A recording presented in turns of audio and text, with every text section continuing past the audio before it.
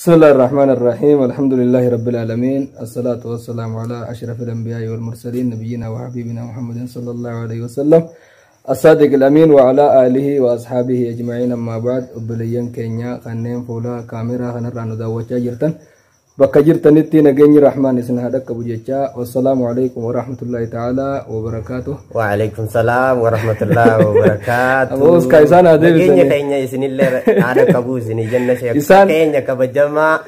Isaan haa deebisanii afi khaasiin afeeraati keessummaan qabaa irraan tana obboleeyyan keenya. Keessummaa munziris ni jira. Keessummaa kan jarjaraati. Mana kana geemma keessaniif gammachuuta isin akka jarjarse obboleessa kiyya kana cinaan gartan kanaan irraa isinii afeeruu dhufe. إن شاء الله إننس أستاذ وزير عبدي جنيني والربيتن نبيتن أصدر كان شدادان الدو إذن في أشاتره ومان جتو كا نبيت والربي خص خمبينة أسمان برا جتة بيتي سانيتس اسمر رايو بريرو يا مكاساتي في بيجا سانيتس ولمان عنو إبساني خنو ورا زيارة إسام برا دينه جتة أركمنا إن شاء الله ميجا أسمانين كمسا إذن دبر سيندي رئيسو نجياس بريكيا إذن كابتو akkasumatti akka salaamtaa deebisee shaashaa isin godhatti mee gamanumaan qaxxitaa isumayyoon isin dabarseerra wayyaadha gama keessummaadha. Bismillahir Rahmanir Rahim. Alhamdulillahi Rabbil Alamin wassalatu wassalamu ala asyrafil anbiya'i wal mursalin nabiyyina wa alihi washabihi ajma'in wa ba'd. Ikhwani ahbabi, assalamu alaikum warahmatullahi wabarakatuh. Waalaikumsalam. Obboleeyyan kiyya kan xiqqaadhaa fi guddaa kan dhiiraaf dubartii kan shamarranii jechuu bakka jirtanitti salaamtaan tiyyaas nageenyi kiyyaas isin haa dhaqqabu jecha.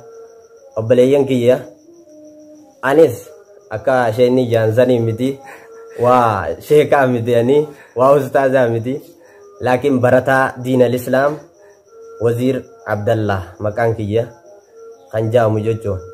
Wazir Abdallah Musa Muhammad Abdi Roba Bashir niga. Masyaallah. Roba jenne. Masyaallah. Orang mmakiyas bertani. Orang modani. Obboleeyyan kiyya maaliif jennaan namni kun hundinuu rabbiin quraana keessa gizeen fi dubbatu waa'ee gosaa tanarraa gizeen fi dubbatu litacaarafuu akka wal beeytaniif namni kun dhiheenya nan qabaa akka beeytaniif kanaafi gosa tana isiniif goonee kan jeesan jechuudha. Tanumaa fi obboleeyyan kiyya biitii teenyaas erar waldee ajjama biitii walumaan biyya teenya biyya tiyya bichaa miti Oromiyaa keessa laakiin Harar jedhamteetuma yeroo boodaa kana uummanni keenyaas uummata Harar kanaa kannan dachee hanga kanaa boodarra jogolarra ijaaranii isaanis xiqqashoo mootummaan zaalimtoonni kun gizeen fi dhufan booda xiqqashootti daddabalatan Oromiyaa irraa hanga sannutillee maaliif biyya guddoo waan qabnuuf biyya guddoo tana maqaa keenyallee jijjiirranne biyya meeqa raabsinee jirre jechuudha nuti Oromoon jechuudha biyya teenyarraa amma Harar tanas hanga tokko Harariin tun irraa fudhatteetuma Harar jaamtee irratti moggaafattee garuu immoo wajjuma bulchanka isiin Oromiyaa haa taatu naannoo kophaa Oromiyuma tanarraa murattee naannoo kophaatillee ijaarratte akkasuma Somaalee Hargeysa Jijjiga deebi ammaasis Wacaalee tun guutuun Oromiyaadha jechuudha. Tanteetii si gabaa asumaanuu sabboona ajaa'ibaati. Tanteetii si gabaa inni irraanfatiin dachiin tanteeti ilaa hamma baaraatitti dachiin tanteeti san maaltu Hargeysa Wacaalee tun afaan Oromooti ammaasis Hargeysa Wacaalee Jijjiga tanteeti jechuudha. Obboleeyyan kiyya akkasumatti nama meeqa kan beeyneetiitu jira jechuudha. Tunummaan dachummaan tunuu teenya kan beeyne meeqaatiitu jira. Maaliif nutiin kun uummata Oromoo kana rabbi rahmata keessa kaa'ee hamma nama isaanii amma karaa cinassan kana yoonii fi khallaaltu taate warra daangaa Somaalee irra jiru uummata Somaaleedha. Somaaleen gizeenii fi uummata keenya gartee ni jeefti. Uummanni keenya immoo isaan qabeeti yoonii fi isaan harka kannan taate in ajjeesanii jechuudha. Qabaniiti qawwuma bicha kana kanarraa fuudhanii gaddeebisanii jechuudha. Nagaan in ajjeesanii jechuudha. Uummata keenya maaliif rahmata rabbi keessa kaa'e akka uummata haaniiti miti akka uummata zaalimaati miti jechuudha. Alhamdulillah. Akkasumatti obboleeyyan keenya nutis naannoo Harar tan jaamtu keessa erar waldiyaa jaamti jechuudha. Erar waldiyaa maal jechuudha erar jechuun waldaynee maali? Erar jechi jaamu kun dachii masnooti dachii bishaan qabdu bishaan keessa bonaa ganna jiru jechuudha. Bonaas akkanuma jira. Jira gannallee jira dindilan garree gisee ni firiftu san. Arkeetiin jira. Dindila gubbarraan dabartee makiinaan dabruu dadhabdee bishaanumaa jecha haala bishaan kun maali? Haalaan keessa jira. Haalaan biyya ganda erar kana biyya erar jamtu tana keessa haalaan ba. Ammasis maangoon illeen akkuma gartu san yoo gaararraa gallaate maangoo malee manneen tokko mul'atu jechuudha ganda kana keessa. Alhamdulillah. Akkuma kana waldee jechuunis akka lamatti ilaalama. Waldee jechuun karaa afuriitiitu cirra walit dhufa walgee karaa afur. Ammasis bishaan lamaatiitu bishaan gurguddaa galaana yaa'u bishaan fallaanaatii fi bishaan malkaa eddaa kan jaamuutiitu asitti walgee. Saniif walgee jecha jaamu waldee hajaanii jechuudha. Akkasumatti obboleeyyan kiyya. Karaa kanarra waggaa gaddeemnu. Waleessa karaa kanarra waggaa gaddeemnu bakka garii qoshoror jeniini ta'an. Gubtalagut jeniini ta'an waa hedduu jira. Mee nutti hima. Biitii hundinuu. Addunyaa bilaashii fi waa hunda keessa gaddabarree maali wanni sanaa. Addunyaa bilaash jetti jaamu kun biitii hundinuu obboleeyyan kiyya. Biyya tan ta'e maqaa isii waan isii moggaateef baruun barbaachisa. Hatta amma maqaa kan keetiitti illee ati maqaan kan kee waziir yoo kan jedhamu ta'e maqaan kan kee waziir kun maalirraa si moggahee gaafachuudha qabda aadaa abbaa kan kee. Namni hedduun gosa isaatu kan beekne gosi tan ta'e maali yoo jedhaniin gosa isaa himuu kan dandeenye meeqaatiitu jira jechuudha. Akkasuma biitii tan ta'e yoo niifi maqaa qabaatti biyya tan ta'e san maqaa isii beekuun barbaachisaadha. Maaliif moggaatee beekuun barbaachisaa? Amma fakkeenyaaf tan isheen keenyammaan tana dubbatan addunyaa bilaash tan jaaniin san ammaasis maqaa birootiin illee guftalagut jaaniin jechuudha. Maqaan guftalagut jedhamu kun wanni moggeefis mootee qorqee jedhanii intalti takka tan bulchitu Harargee tana keessa turtee jan isiidhaatiitu bulcha. Kana walii yaaddee ummata bulchuu dadhabde ummata tokko tokkotu siyaasaadhaan isiirraa hahammaate kana hidhaa keessatti illee numa daddarbitee dadhabde itti fala yaaddee akkam godhuun qabaa ummanni siyaasaa tanaan ol ka'ee na shororkeessi jiru kun guututtu ummata gaggabaabaadha kana lafarraa qab godhettee kana mari'attee ummata gabaabaa kanatti waraana fiddee ummata gaggabaabaa guutuu qabdee ajjeefte.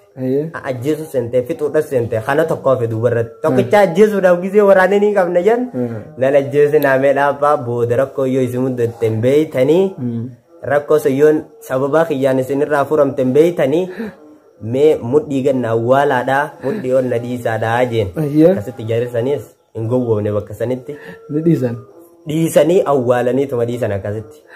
Bakka isiin hin garreetti jechuudha bakka waraanaa. Achuma nyaachisan duuba hoggaa awwaalan duuba achuma nyaachisan. Achuma nyaachisan akkan duuneetti achuma nyaachisan achuma jiraata booda gisee ummata gaggabaabaa fittee ummata dhadheeraa kanaas gowwoomsitee irra nyaachuu yaaddeet isiin biyyuma tanaa gurgurtuu feete. Yeroo awwaalaniiti baasanii isa san. Ganaus achi booda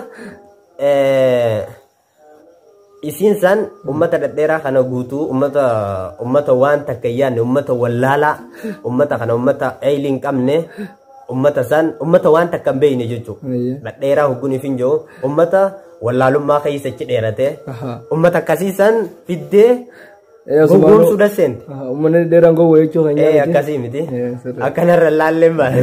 Uleedhaan asin naa dhuftanu isiyyoo salee erar maqaa keenyaa guutuu isinitti hime. Akkasitti boodarra uummanni san uummanni wallaaloon san gurbaan gabaabaan kana awwaalessan fala nuu dha'uu noolu jedhanii rakkatnaan isa bira dhaqan.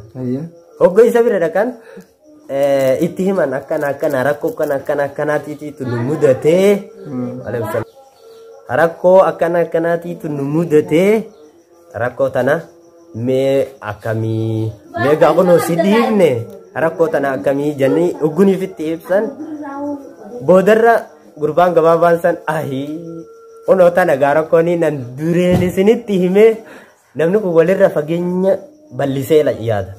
Walirra ballisee yaada. Inni dureenumaa isiin tun akkana isin godhuudhaa deemte ittiin. Tanaafi nan isiniin jee kun rakkoon tana ta'e isin mudatte durarratti amma fala isiniif hin dhawaa mootee qorqee. Waa yaabbachuudha kan feeti gadamsa barbaada gadamsa irratti hidha. Isii gubbarra kaaya irratti hidha.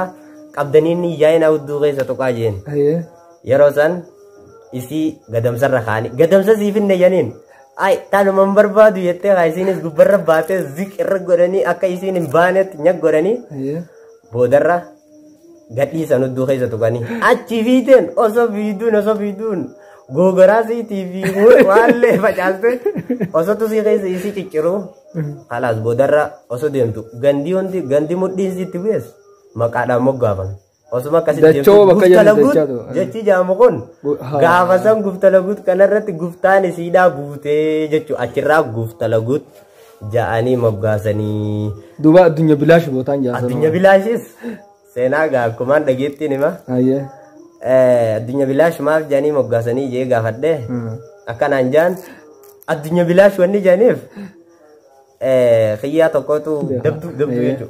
Dabduu takkaati tokkana jira dabduu san inni garree osuma akka fiiguu achi gubbaa qote gaarri kunii fi gaarri san akkana walitti jira fakkaattitti akkasuma qote qilleensarra taa'eeti addunyaa bilaashi addunyaan sun bilaashii jechuudha.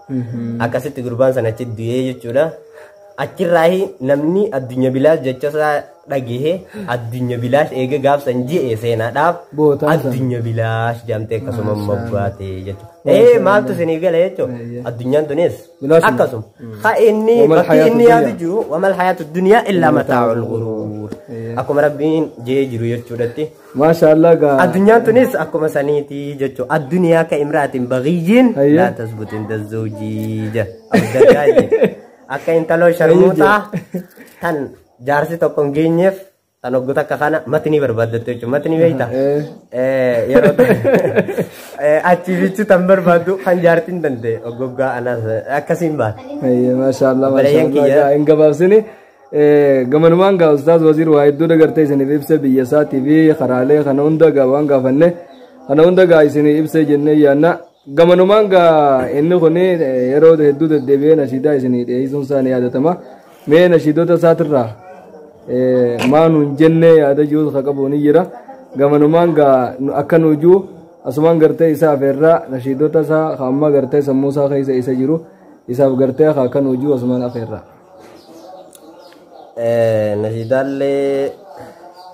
Nashiidaallee waan qabu tokkomaan jajjee malee numaan jajjee. Waan jenne numaan jajjee nashiidaan tiyyaas obboleeyyan kiyya waan nama yaachiftu diin nuti qabnu diin islaaminaadhaati. Diin nuti qabnu kun diin islaaminaadhaa kun wanni itti nu ajaju wanni inni of keessaa qabu jeenummaadha. Jeenummaadha of keessaa qaba tokkummaadhaatti nama ajaja. Namni sodaattuun boqulli islaaminaa keessaa qoodan qabu.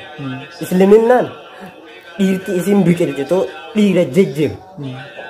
Obboleeyyan kiyya nuti kana dhiisi gaafa nabiyyi rabbi sallallahu alaihi wasallam jiran san gaafsan Umar ibn Khattab radiyallahu anhu warda Umar ibn Khattab tuqa arrabsu nabiyyi dhiisi الرسول نبي ديسي لما نبي ربي صلى الله عليه وسلم دبي جل ديبسه نبي ربي جل دبي ديبسه يا رجال ربي هيا من أبغودي متاساتي نرافو دايجا صلى الله عليه وسلم متاساتي نرافو دا هيا من أبغودي جانجة شرقة ما ربي صلى الله عليه وسلم أكسم متاسا رافو نوتي يكون أمانتي إسلامنا كمنا جنة نبيرا صاحب نمان كين Nubira namnummaan keenya nubira namnummaan afaaniin muslima jiru ergama rabbi sallallahu alaihi wasallam afaaniin arrabse maqaa isaa bakka maleedhatti kophee jala faa godhuudhaan subhanallah kophee isaa jala godhuudhaan miilaan irra deemuudhaan maqaa isaa ergama rabbi sallallahu alaihi wasallam taphachaa jira jechuudha. Akka kun nurraan barbaachiftuu jechuudha. Maaliif amantii teenya akka Umar ibn Khattab sanitti eeggannee deemuun hin barbaachisaadha jechuudha. Waan ofii abbaatu eeggataa. Taa'irra siif jalaa wallaalaa yaa jalaa yaa khadiina al-islaam irra deemtuu fallaa دين خرب العلا إنتني سوبلا إني دينها الإسلام ديسا جلا تاير رسيب جلا ولا لا يا جلا يا خدينها الإسلام الردم توفلا دين خرب العلا إني سوبلا إني دينها الإسلام ديسا جلا Obboleeyyan kiyya inni diinaha al-islaam isa jala jechaa jirani sagalee teessanillee waan dhageenye ni jirani akkasii obboleeyyan kiyya amantii islaaminaa baqattoota tokko nama baqattoota obboleeyyan kiyya addunyaan tun akka nama goone hin qabdu namni keenya lafa teenya tana akki tokko yoo khallaaltu taate nama dhibaa jechuudha. Maaliif jennaan yoonii fi mana tokko jaarratte mana san ifumaan jaarrattee namni biyyatan ta'in tahin manuma kan keessanii fayyadamee ati ammoo manni san sii ta'uu diddee mana san keessaa baatee hoggunii fi ala jiraatte maaliif waan keessa nyaattu hin qabdu deemtee firraa muka gaaraa barbaaddachuudhaatti hoggu seente kan biyya biroo ammoo mana kan keessan waa qabuuf kana waan qabuuf biyyatan teessan taatee fi manni kan keessan ta'ee fi keessa jiraatu rakkoodha jechuudha. Ati abbaan mana sanii hoggus hin ta'in namni keenya irra guddaan isaa dachii bareedduu tana lafa bareedduu lafa masnoo Oromiyaa tana osoo qabu biyya tanarraa deemee biyyaan baatti cunqurfamu jira jechuudha. Biyyaan baa keessatti rakkoo ajaa'ibaa meeqaatitu nama mudata. Rakkoo san guutuu deemeetiis arkeetiin jira takkaa lamaan miti. Waan si ajaa'ibu nama tokko fayyaan qabu dhukkubsatee mana hidhaa keessatti diizaan yoo beektan diizaan san keessatti dhukkubsatee kan fayyaa qabne ka dubbachuu hin dandeenye achirra gaafattee ijoolleen akkana ta'uu jirta mana hidhaa kana keessatti rakkoo kanaa tanaa si mudate ganaa biyya tana deebitaa jennaan wallaahi biyya san keessa gabbu'ee ka fayyaa hin qabne kana dhaggeeffadhu biyya san keessa gabbu'ee biyya san keessa daqiiqaa muraasaaf hin taa'u biyya tanatti as deebi'e malee biyyuma akka rakkoo tana ka dhukkubsachaa jiru maaliif jennaan biyya tanaatiitu isaaf ta'utti hin jiru biyya tana akka nuuf hin taanes maaltu godhu jira numaa godhu jira jechuudha yoon fi qixa sirrii irra wareegamne yoon fi harka keenya galfanne barbaachisaadha jechuudha. Gama diiniinis diin keenya lafaa fuune nis baranne ittis dalayne rabbiif yoo taane rabbii waan nuu ta'an mafita. Eewwa yoon fi gama rabbii irkoo keenya rabbi kan godhannu taate humna teenyaa yoon fi kan hojjannu taate galmani geenyaa jechuudha. Hayyee mee ammaas waan gartarraa waan gar rakkoo karaa kanan nama muddatu yoon fi kan laallu taate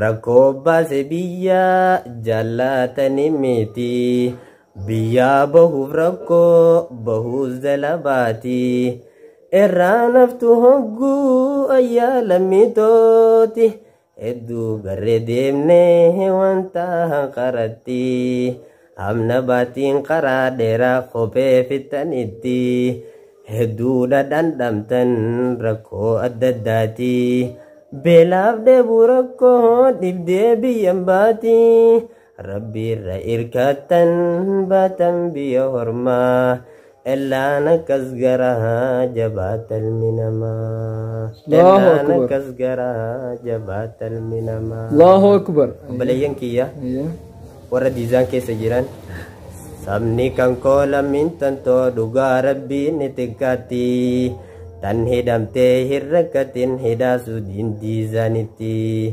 dhayne laallee ija keenyaan himne sitti kutaa takka 500 irraa ol faaguuranitti achi bahan yeroo takka sanuu yoomi waggaadhatti falli isaanii gaaf tokko maani hiikamaa elaan akkas garaa jabaatal minamaa achi bicha miti hedduu manni hidhaasu dhiheessa harri adiif jidda haddaa tariiqal qarji baaqeessa lubbu meeqa dhabne itti meeqa lakan gadaamessa nuti dhaqee badiin qaban tanaaf hundiinu rakkisa saree harree nun jedhanii waan fadhanii nu arrabsa saree harree nun jedhanii waan fadhanii nu arrabsa annan gallee walitti hin qabnu diinummaa elaan akkas garaa jabaata ilmi namaa tanaafuu baleeyyan kiyya wulii gahee lammii tantoo biyya ormaa halakkifnu hanga feetee haa hiyyoomtu biyya teenya haa hojjennu hanga feetee haa hiyyoomtu biyya teenya haa hojjennu gahee wulii biyya baanee bahar keessatti hin dhumnu akkan taane lubbuun dhabnu qurxummiidhaan hin nyaadamnu obboleeyyan kiyya akka biyya tanaan baane gana nu warabdamu rakkoon qabu inshallah hawara inshallah asumaan waan gana ol kaayatanii jiranii isinii mani gana gaa istuudiyoodhaan isiniif dhufuuf ta'a hangasittuu gaa asumaan du'aa'ii godhaa fi akkasi galtee akka nashiidaa tana nagiyaan isin bira geessu akka nagiyaan hin dhiifne ammaas bakkaan nuuf ga'e asumaan isa dhaammanna egaa ammaas waan garteerraa waa'ee barnootarraa mee namni kun egaa namni kun bakka jirutti yoo numa qaree numa fixaa waan jettu waan kun namtumee nu hime barnoonni yoo ni filaalte addunyaa tanarratti barnootaan malee ilmi namaa jiraachuu illee hin danda'u silaa barnoonni jiraachuu baate barnoonni kun silaa jiraachuu baate ilmi namaa kun akkuma itti fincaanu akkuma itti udaanuu beeku silaa albaatuma firra yaasu wasaquma kanaatiitu deemaa jechuudha barnoonni faayidaa qaba ergamaa rabbiitiinuu sallallahu alaihi wasallamii rabbiin azza wa jalla fa'alam jeen beek baradhu jeen jechuudha quraanummaan kunuu ammaasiis kan dura bu'ee wanneen suuraan dura buutee suuraa اقرأ قارئي جنجو هم الرت ممي ارجم ربي صلى الله عليه وسلم برتني والله لا نمنكم اي سفاجي اما سيس نمنكم ركنا كيسه تمبردو يا ركنا كيسه برتن اكم جنان ارجم ربي صلى الله عليه وسلم اقرأ جچچين جم تتم بكين يسربوته غارا كيسه سنو غارا كيسه غود كيسه ergama rabbiitti irratti buutee jechuudha sallallahu alaihi wasallam iqra jaamteen jechuudha namni kun yoon fi bal'ina keessa kan jiraatu taate hedduminaan yoon fi amma asin dura halaaltu taate hayyootan adda addaa aaliman adda addaa muftii adda addaa yoon fi halaaltu taate ulamootan gurguddoo yoon fi halaaltu taate akka Bukhariidha jarreen gurguddaa akka Muslim kana yoo halaaltu taate warreen rakkina keessa miskinummaa keessatti raqam waahid jiran jechuudha raqama tokkoffaa lakkoofsa tokkoffaarra jiran seenaa isaanii irraa yoonii fi kan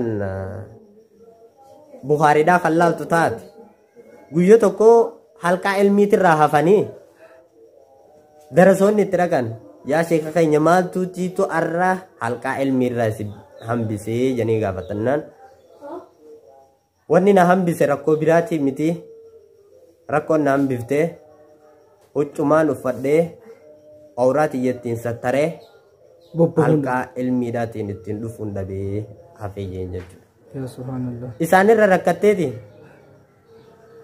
osoo nyaanni ati nyaattu nyaata suugoo qabu osoo ati dhugaatiin ati dhuydu sharaaba asiira tahee jiru osoo wanni ati irraa barattu naa bakka ati ciiftu silkii banattee jawwaala banattee telefoona banattee odoon fi irraa barattu khabiirummaa baaftee khabiirummaa kan bunninii fi sharaabni adda addaa faantaan adda addaa manas dhufu rakkina keessaan jire jechuun sirraan barbaachifte jechuudha.